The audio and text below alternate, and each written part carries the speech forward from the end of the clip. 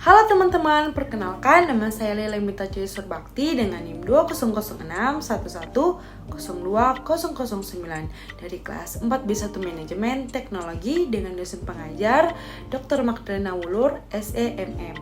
Nah, di video kali ini saya akan membahas tentang penjelasan dan dampak dari revolusi industri mulai dari industri 1.0 sampai dengan society 5.0. Nah, langsung saja ke pembahasan yang pertama. Revolusi industri 1.0 merupakan revolusi di bidang industri yang pertama kali terjadi pada abad ke-18 antara tahun 1750 dan 1850. Revolusi ini ditandai dengan penemuan mesin uap yang digunakan dalam proses produksi benda. Revolusi industri 1.0 pertama kali muncul di Inggris dan akhirnya menyebar ke seluruh negara di Eropa Barat, Amerika Utara, dan Jepang. Dan pada akhirnya ke berbagai negara yang ada di seluruh dunia. Sebelum revolusi ini, proses produksi atau penyajian merupakan hal yang sulit karena memakan waktu yang lama dan membutuhkan biaya yang tidak sedikit, karena semuanya dilakukan secara manual. Menurut data yang ada, revolusi industri 1.0 yang terjadi saat itu berhasil mendongkrak perekonomian yang ada, dan dalam kurun waktu lebih dari 2 abad setelah revolusi ini, rata-rata pendapatan per kapita negara-negara di dunia meningkat 6 kali lipat. Nah, dampak dari revolusi 1.0 yaitu perubahan besar tersebut ditandai dengan cara manusia dalam mengelola sumber daya serta memproduksi produk khususnya di beberapa bidang seperti pertanian, manufaktur, transformasi, pertambangan, dan teknologi di seluruh dunia.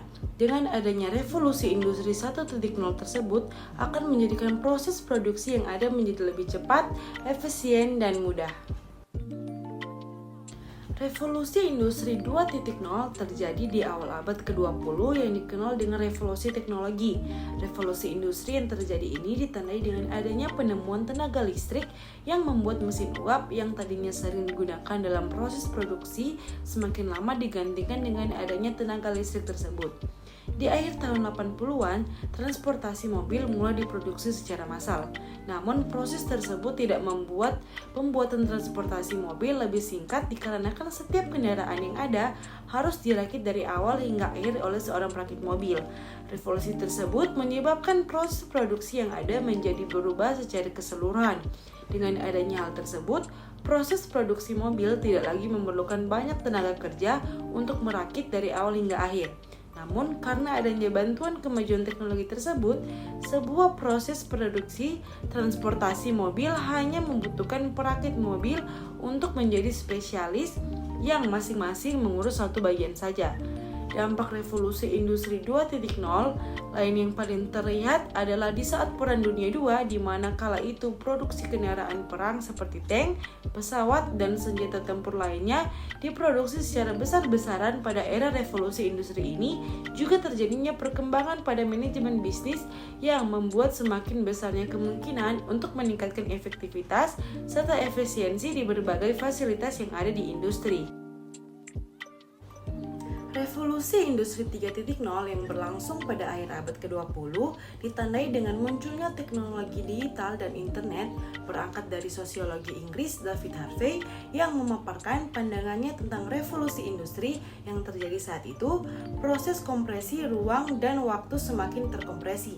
Dibandingkan dengan revolusi industri sebelumnya, revolusi industri 3.0 dipicu oleh berbagai mesin yang dapat bergerak dan berpikir serta otomatis yang dibuat dalam bentuk komputer dan robot.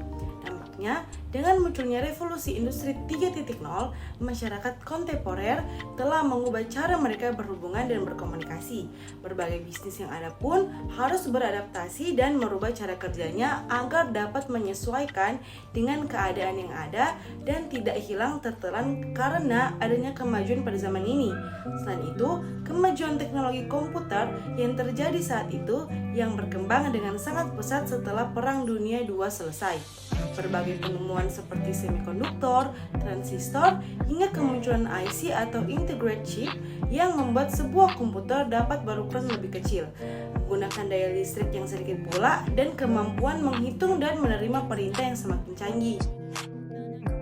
Revolusi Industri 4.0 yang terjadi di awal tahun 2000-an merupakan revolusi di mana umat manusia menemukan pola-pola baru kemajuan teknologi yang terjadi begitu cepat sehingga mengancam perusahaan-perusahaan yang lebih tradisional. Revolusi Industri 4.0 berfokus kepada perkembangan dunia digital dan internet.